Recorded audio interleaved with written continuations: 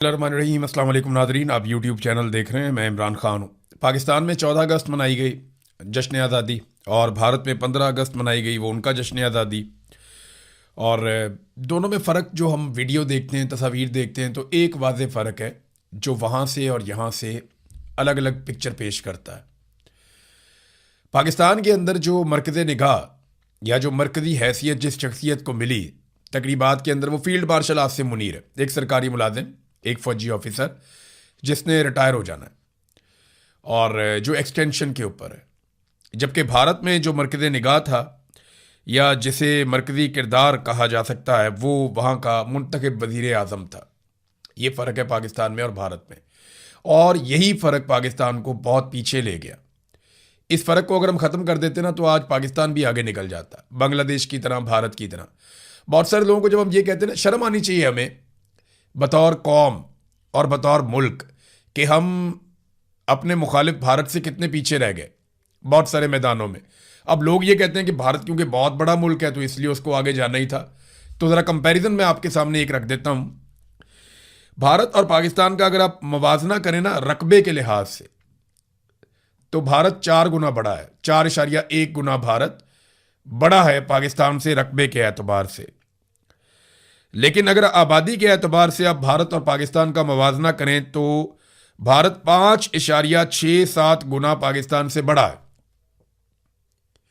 यानी लगभग 5.5 गुना भारत पाकिस्तान से आबादी के नुक्ता नज़र से बड़ा है और 4 गुना रकबे के नुक्ता नज़र से बड़ा है। अब ज़रा देखें कि इकॉनमी के नुक्ता नज़र से भारत पाकिस्तान से कितना बड़ा है। भारत के कौमी ख़जाने में इस वक्त 728.5 अरब डॉलर हैं। 728.5 अरब डॉलर, ये उनका कौमी खजाना। पाकिस्तान के कौमी खजाने में 20 अरब डॉलर है। देखें कितना फर्क है। और ये जो फर्क है ना, ये लगभग 36 गुना का फर्क है, 35.6 गुना का ये फर्क है।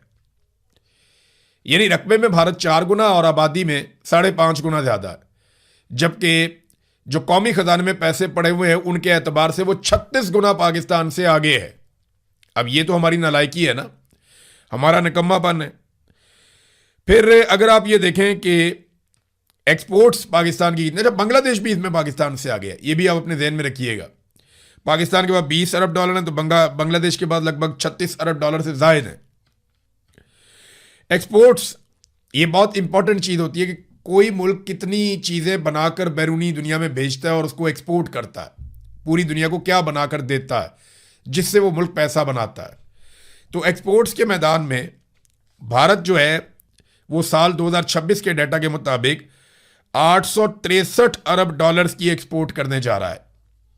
यानी 863 अरब डॉलर्स की एक्सपोर्ट्स है भारत की बरामदात, जबकि पाकिस्तान 35.6 अरब डॉलर।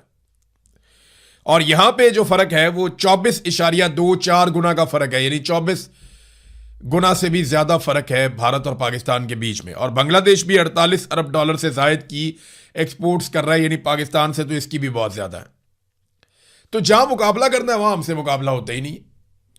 वैसे हम चौधरी बने रहते हैं, यानी जहां मुकाबला करना है वो मुकाबला नहीं करते। देखें हम कहां पे भारत से आगे निकल रहे हैं। जो तमगे बांटते हैं ना हम हर साल, पिछले 4 सालों में पाकिस्तान ने जितने तमगे बांटे हैं और भारत ने जितने तमगे बांटे हैं, इनकी रेशो पता है क्या है? पाकिस्तान ने भारत से 3 गुना तमगे बांटे हैं। भारत की आबादी पाकिस्तान से 5.5 गुना, 5.25 गुना ज्यादा है, तो उसको चाहिए था कि वो पाकिस्तान से 5 गुना ज्यादा तमगे बांटता। लेकिन भारत ने पाकिस्तान से 3 गुना कम तमगे बांटे हैं और पाकिस्तान ने 3 गुना ज्यादा भारत से, 1500 के करीब हमने बांटे, कोई 500 के करीब उन्होंने बांटे। ये 4 साल के अंदर हमने तो लंडा बाजारी लगा दिया तमगों का। अच्छा, जो शख्स भी इस निज़ाम को सपोर्ट करता है, चाहे अपनी खबर के जरिए करे, चाहे अपने रिश्तेदारों के जरिए करे, चाहे अपने लोगों के जरिए करे, चाहे अपनी पॉलिटिकल पार्टी के जरिए करे, या जैसे भी करे, जो शख्स या डंडे के जोर के ऊपर करे, अपनी बंदूक के साथ करे, जो शख्स भी इस निज़ाम को सपोर्ट करता है ना, उसको ये अवार्ड दे देते हैं कि सदारती अवार्ड दे दो, कौमी अवार्ड दे दो, ये निशान दे दो, ये इम्तियाज दे दो, ये तमगा पहना दो इसको। ये हर उस शख्स को नवाजते हैं जो इस निज़ाम को बरकरार रखने के लिए सही या गलत काम कर रहा है। दूसरी तरफ वो जो लोग कुर्बानियां दे रहे हैं, वो जो ऑपरेशनल फोर्सेस हैं, वो पुलिस वाले जो जाने कुर्बान कर रहे हैं, वो पुलिस वाले जो बहादुरी के साथ लड़ रहे हैं, वो फोर्सेस के लोग जो इस वक्त फ्रंट लाइन के ऊपर दहशतगर्दों से लड़ रहे हैं, उनमें से किसी को भी इनाम नहीं मिलता। ये सिक्योरिटी फोर्सेस में भी ज्यादती हो रही है कि जो लोग अपनी जान को खतरे में डालकर कौम को बचाने के लिए और मुल्क की लड़ाई लड़ रहे हैं, उन लोगों को अवार्ड नहीं मिल रहे, उन लोगों को एजाजात नहीं मिल रहे। एजाजात मिल रहे हैं उनको जो इस वक्त पाकिस्तान तहरीक इंसाफ को या इमरान खान को कुचलने में किरदार अदा कर रहे हैं। हालांकि यहां पे जान का खतरा भी कोई नहीं है। पीटीआई ने कौन सा आगे थे बम मार देना या बैरिस्टर गौर ने बम बांध के खुदकुश हमला कर देना, ये तो होना नहीं। वो एक इन्होंने बंदा मार दिया मोहम्मद हुसैन, उसकी अभी तक वीडियो जारी नहीं की गई। हर वाकये की सीसीटीवी फुटेज इनके पास आ जाती है, जारी कर देते हैं, लेकिन मोहम्मद हुसैन वाले वाकये की सीसीटीवी फुटेज इन्होंने जारी नहीं की। अब वो क्या है जो ये छुपाने की कोशिश कर रहे हैं, इसके बारे में हमें तो आइडिया नहीं है। सरकार को चाहिए कि अभी तक फुटेज जारी करती, पता चलता कि जनाब इस इंसिडेंट में क्या हुआ, लेकिन ना उसकी फुटेज जारी की जा रही है, ना उसकी मजीद जो शवाहिद और तफसीलात हैं वो सामने रखी जा रही हैं। बहरहाल ये था भारत और पाकिस्तान का फर्क। और मेडल्स नवाजे जा रहे हैं पाकिस्तान में किन लोगों को? जो लोग इस रजीम को सपोर्ट करते हैं, सिर्फ वफादारी और आप वो कह लें कि चापलूसी की बुनियाद के ऊपर ये मेडल्स बांटे जा रहे हैं। नाज़रीन, खबरें चल रही हैं कि पाकिस्तान तहरीक इंसाफ को ये ऑफर दी गई है कि 28वीं आईनी तरमीम आप करवा दें तो आपके बहुत सारे मामला हल हो जाएंगे, फ्यूचर में इमरान खान भी बाहर आ जाएंगे तो आपके लिए रास्ते खुल जाएंगे। देखिए, ये खबरें चल रही हैं मार्केट में, इनमें कितनी सदाकत है इसके बारे में हम कुछ कह नहीं सकते। अगर पीपल्स पार्टी और पीएमएलएन आपस में हाथ मिलाकर रखते हैं तो फिर तो इसकी ज़रूरत नहीं पड़ेगी। लेकिन अगर पीपल्स पार्टी अपनी जारहाना सियासत करती है, जो कि दिखाई नहीं दे रहा, जिस तरह बिलावल ने तारीफ़ें की हैं, जिस तरह जरदारी ने तारीफ़ें की हैं, जिस तरह वो फील्ड मार्शल के पीछे बाप बेटा खड़े हैं, तो इससे तो ये साफ जाहिर होता है और साबित होता है कि पीपल्स पार्टी गद्दारी नहीं कर पाएगी। वो हमेशा वफादार रहेगी और एस्टेब्लिशमेंट की हाँ में हाँ मिलाकर रखेगी। लेकिन अगर फिर भी किसी जगह पे कोई प्रॉब्लम आता है तो पीपल्स पार्टी को हीरो बना दिया जाएगा और पीटीआई को विलन बना दिया जाएगा पीएमएलएन के साथ खड़े करके। याद रखें, अगर पीटीआई ने ये एक आईनी तरमीम करवा दी ना, 28वीं आईनी तरमीम में पीटीआई ने हिस्सा ले लिया मौजूदा निजाम के साथ मिलकर, तो इससे दो चीजें हों। नंबर एक, मौजूदा निजाम को लिजिटिमेसी मिल जाएगी, इनके वजूद को बरकरार रखने के लिए इनको जवाब मिल जाएगा। नंबर एक, स्टैंप लग जाएगी कि ये लोग ठीक है, जायज लोग हैं, पीटीआई ने भी इनके साथ कोऑपरेट किया है। नंबर दो जो काम होगा कि 26वीं और 27वीं आईनी तरमीम के खिलाफ पाकिस्तान तहरीक इंसाफ ने जो कुछ आज तक कहा वो गलत साबित हो जाएगा, क्योंकि जवाब मिल जाएगा 26वीं और 27वीं आईनी तरमीम को यह कहकर कि जनाब इसी असेंबली में 26वीं तरमीम भी हुई, 27वीं भी हुई और 28वीं भी हुई। 28वीं में शामिल थे और 26वीं और 27वीं के ये खिलाफ हो गए, ये कैसे हो सकता है? ये इस किस्म का मामला पीटीआई को आने वाले वक्त में थोड़ा सब्र अब कर लेना चाहिए, वक्त गुजार लेना चाहिए। बहुत वक्त गुजर गया है। हाँ, अगर नए सूबे बनाने हैं, जो बनने भी चाहिए, इंतजामी यूनिट्स बहुत सारे बनने चाहिए। एमक्यूएम को ज्यादा खुजली हो रही है, वो बहुत ज्यादा शोर मचा रहे हैं कि जनाब इंतजामी यूनिट्स नए बनाए। एमक्यूएम को यह वादा किया गया है कि कराची जब एक अलग सूबा बन जाएगा तो आपको वहां का वजीर आला बनाया जाएगा आपका, और एमक्यूएम को वहां की मकबूल जमात के तौर पर एक अलग सूबा मिल जाएगा हुकूमत करने के लिए कराची की सूरत में। तो एमक्यूएम जो है वो बहुत ज्यादा रोला डालती है इस सारे मामले के ऊपर। लेकिन मजे की बात यह है कि अगर आप अवाम में जाकर देखें तो एमक्यूएम के पास तो वोट बैंक ही नहीं है।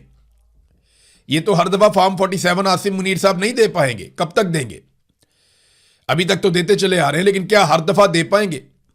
अगर ये अलग सूबे भी बन गए तो कभी ना कभी तो फ्री एंड फेयर इलेक्शन होगा, और जब भी कभी फ्री एंड फेयर इलेक्शन होगा तो वहां जमात इस्लामी और पाकिस्तान तहरीक इंसाफ जीतेंगे। एमक्यूएम तो बहुत महदूद और छोटी जमात बन गई है। अगर इस मरतबा एमक्यूएम को फॉर्म 47 ना दिए जाते तो उनके पल्ले तो सीटें ही कुछ नहीं थी। नाज़रीन, नवाज शरीफ साहब ने जो कल बयानात दिए उनके अदादोशुमार गलत हैं। उन अदादोशुमार को दुरुस्त भी साथ साथ करना चाहिए, क्योंकि ये बड़ा ज़रूरी है। मियाँ साहब ने बहुत अजीबोगरीब किस्म की अदादोशुमार दे दिए कि मेरे दौर में मईशत बहुत अच्छी चल रही थी, मेरे दौर के अंदर महंगाई बिल्कुल नहीं बढ़ रही थी, मेरे दौर के अंदर जो है वो 1 रुपया भी डॉलर की कीमत नहीं बढ़ी। मैंने कुछ फैक्ट्स आपके सामने रखे थे जहां पे मियाँ साहब गलत बयानी से काम ले रहे थे। अभी कुछ और चीज़ें आपको मैं बताता हूं कि 2013 में जब मियां साहब को हुकूमत मिली तो करंट अकाउंट खसारा था 2.5 अरब डॉलर। जब 2018 में मियां नवाज शरीफ साहब ने हुकूमत छोड़ी तो करंट अकाउंट खसारा था 19.89 अरब डॉलर्स। ये मियां नवाज शरीफ साहब का कारनामा था। 2013 में माली साल के इख्तिताम पर बरामदात 25 अरब डॉलर थी, जबकि 2018 में वो कम होकर 23 अरब डॉलर हो गई। अब ये होना तो ये चाहिए था कि वो 30 या 31 तक लेकर जाते, 25 से बढ़ाकर, लेकिन उल्टा उन्होंने पाकिस्तान की बरामदात कम कर दी। फिर किसानों को जो मार पड़ी 2013 से लेकर 2018 तक, किसान उस दौर को एक स्याह दौर के तौर पे याद रखते हैं और आज फिर किसानों का एक स्याह दौर चल रहा है। और सबसे बड़ा जुर्म जो शरीफ खानदान का था वो आईपीपीज को लाकर अजीबोगरीब किस्म के डॉलर्स के अंदर मुआहदे करना था कि आप बिजली बनाएं या ना बनाएं, हम आपको बिल देंगे, हम आपको पैसा देंगे और आप अरबों रुपए, बल्कि अरबों डॉलर आप कहें कि आप अरबों डॉलर पाकिस्तानियों की जेबों से निकालते रहेंगे और हम आपकी इसमें मदद करेंगे, आइए हमारे साथ मुआहदे कीजिए। वो 2013 से 15 तक जो मुआहदे किए नवाज शरीफ साहब ने, पाकिस्तान की इकॉनमी की तबाही की सबसे बड़ी वजह वो मुआहदे थे। नाज़रीन, खैबर पख्तूनख्वा के साथ ज्यादती हो रही है, लगातार ज्यादती हो रही है। मुजम्मल असलम साहब ने भी इस पर आवाज़ उठाई है कि बाकी सूबों को ज़्यादा शेयर दिया जा रहा है तरक्याती मनसूबों में और खैबर पख्तूनख्वा का शेयर जो है वो बहुत ज़्यादा महदूद किया जा रहा है। वफाक ने जो अपना तरक्याती बजट रखा है उसमें खैबर पख्तूनख्वा का हिस्सा इंतहाई कम रखा है। खैबर पख्तूनख्वा की सिर्फ 786 में से 7 स्कीमें हैं और अगर आप जमशुदा अजला के फंड निकाल दें तो सिर्फ 2.2 अरब रुपए बनते हैं। यानी 1000 अरब रुपए में से खैबर पख्तूनख्वा के जो सेटल्ड एरियाज हैं वहां पे 2.2 अरब रुपए वफाकी हुकूमत खर्च करने जा रही है। ये कितनी बड़ी ज्यादती है। इसमें पंजाब के ऊपर सबसे ज्यादा पैसा खर्च करते हैं, फिर बाकी सूबों के ऊपर खर्च करते हैं। देखिए, खैबर पख्तूनख्वा के लोग या जो हमारे बलूचिस्तान के लोग हैं वो भी तो पाकिस्तानी हैं। उनके बच्चों के पैरों में जूती नहीं होती, उनको सहूलियात नहीं मिलती, उनके ऊपर तरक्याती बजट खर्च नहीं किया जाता, उनकी नौकरियों का बंदोबस्त नहीं किया जाता, फिर भी वो पाकिस्तानी है और वो पाकिस्तान के लिए अपना किरदार अदा करते हैं। यही बच्चे फोर्सेज में भर्ती होकर अपनी जानें भी कुर्बान करते हैं। यही बच्चे तालीम हासिल करके पाकिस्तान को आगे बढ़ाने के लिए भी अपना कंधा देते हैं। क्योंकि पंजाब में वसाइल बहुत ज़्यादा इस्तेमाल होते हैं, यहाँ के तलबा पे, यहाँ के लोगों पे पैसा बहुत खर्च होता है, तो ये इनके पास ज़्यादा मौका है आगे बढ़ने का। खैबर पख्तूनख्वा और बलूचिस्तान के लोगों का ये कसूर नहीं होना चाहिए, उनके ऊपर भी पैसा उसी तरह खर्च करना चाहिए जैसे बाकी बड़े सूबों के ऊपर खर्च किया जाता है। नाज़रीन, किसी दौर में जजेस के फैसले बोलते थे, आजकल जजेस बोलते हैं। जस्टिस सरफराज डोगर साहब जो इस्लामाबाद हाई कोर्ट के चीफ जस्टिस बनाए गए आईनी तरमीम के बाद, अब वो एक तकरीर कर रहे थे 14 अगस्त के हवाले से। उन्होंने कहा 2 साल में पाकिस्तान ने दिफाई और सफारती लिहाज से जो चीज़ें हासिल की हैं अल्लाह की बड़ी करम नवाजी है, अदरवाइज किसी ज़माने में पाकिस्तान का इस तरह का कोई नाम नहीं था। जजेस के फैसले बोलते हैं, उनकी खुशामद नहीं बोलती। ऐसा लगता है कि पूरा का पूरा निज़ाम और इस निज़ाम का हर बेनिफिशरी इस निज़ाम को बचाने में लगा हुआ है और इस निज़ाम की खुशामद में लगा हुआ है कि किसी तरह हम इस निज़ाम को बचा लें, क्योंकि हमारी अपनी बका भी इस निज़ाम के साथ है। और chief justice Islamabad high court इस निज़ाम का एक ऐसा मोहरा है जिसने निज़ाम को ना सिर्फ बहुत सपोर्ट किया, बल्कि वो ये जानते हैं कि जब तक ये निज़ाम रहेगा तब तक उनकी बका है, अगर ये निज़ाम चला गया तो वो भी चले जाएंगे। लिहाजा इस निज़ाम को बचाने के लिए ये लोग आखिरी हद तक जाएंगे। जजेस के फैसले बोलने चाहिए, लेकिन इनके फैसले क्या बता रहे हैं वो आप देखिए, पढ़िए, आपको समझ आ जाएगी कि कितनी जानिबदारी है इनके फैसलों में। ख़ास तौर पे जो अवामी मामलात हैं या जो सियासी मामलात हैं या जो एस्टेब्लिशमेंट की सियासत में मुदाखलत है, उस हवाले से इनके फैसलों में शदीद तरीन जानिबदारी है। नादरीन, पंजाब का एक ही ऐसा मनसूबा है जिसको मरीम नवाज का मनसूबा कहा जाता है, सुथरा पंजाब। अब वो एक करप्शन, गंदगी और नाअहली से लुथड़ा हुआ एक पंजाब मनसूबा है। यानी जो सुथरा पंजाब मनसूबा है उसे अगर कोई कहता है कि लुथड़ा पंजाब मनसूबा, तो वो गलत नहीं कहता। हालात ये हो गए हैं कि समा टीवी जो हुकूमत का अपना टीवी है और हुकूमती वजीर का टीवी है, वो ये बताने पर मजबूर हो गया कि लाहौर से मुल्तान और मुल्तान से जनूबी पंजाब और लाहौर से लेकर ये अपर पंजाब तक हर तरफ गंद ही गंद है, हर तरफ गंदगी के ढेर फैले हुए हैं, हर तरफ बेड़ा गर्क कर दिया है, करप्शन है, नाअहली है। सुथरा पंजाब के फंड्स कहाँ जा रहे हैं कोई समझ नहीं आ रही। हर कुछ अरसे के बाद कोई ना कोई खुदकुशी करता है। सुतरा पंजाब के जो बेचारे मुतासरा मुलाजमीन हैं वो एहतजाज करते रहते हैं, आवाज़ उठाते रहते हैं कि किसी तरह हमें पैसे मिल जाए, हमें हमारी तनख्वाह मिल जाए, जो काम हम कर रहे हैं उसके बदले में जो पैसे हैं वो हमें मिल जाए। फवाद चौधरी जैसा आदमी जिसने उस्मान बुज़दार की हमेशा मुखालफत की थी, यानी मैं भी ये सोचने पर मजबूर हो गया कि अगर मुझे कोई कहे कि कंपैरिजन करना है उस्मान बुज़दार का मरियम नवाज से तो मैं क्या करूंगा। लेकिन प्रोटोकॉल मरियम नवाज का ज़्यादा है, ज़्यादा अच्छे कपड़े मरियम नवाज पहनती हैं, ज़्यादा मरियम नवाज अपना दिखावा ज़्यादा करती हैं, मरियम नवाज ने अपना रोब ज़्यादा बरकरार रखा हुआ है, ब्यूरोक्रेसी को दबा के रखा हुआ है। मरियम नवाज ने सिस्टम को चलाने के लिए अपनी तशहीर बहुत ज़्यादा की है और तशहीर के मैदान में तो उस्मान बुज़दार कहीं मुकाबला भी नहीं कर सकता। लेकिन जब गवर्नेंस की हम बात करते हैं तो फवाद चौधरी जैसा नाकिद जिसने हमेशा उस्मान बुज़दार की मुखालफत की, हर प्लेटफॉर्म पे की, और मैं वो आदमी हूँ जिसने 12-14 स्टोरीज़ की थी उस्मान बुज़दार के ऊपर और बहुत सारी चीज़ों को बेनकाब किया था। लेकिन मेरा भी ये मानना है, और फवाद चौधरी का स्टेटमेंट देखें, हैरान कुन तौर पर बुज़दार हर लिहाज से मरियम नवाज से बेहतर वज़ीर आला था, ये फवाद चौधरी ने कहा। तो मुझे भी अब ऐसा लगना शुरू हो गया है कि वाकई में बुज़दार मरियम नवाज से बेहतर था, क्योंकि इन्हें गवर्नेंस की अलिफ बे तक का नहीं पता। इन्हें पता ही नहीं है कि ब्यूरोक्रेसी को कैसे चलाना है।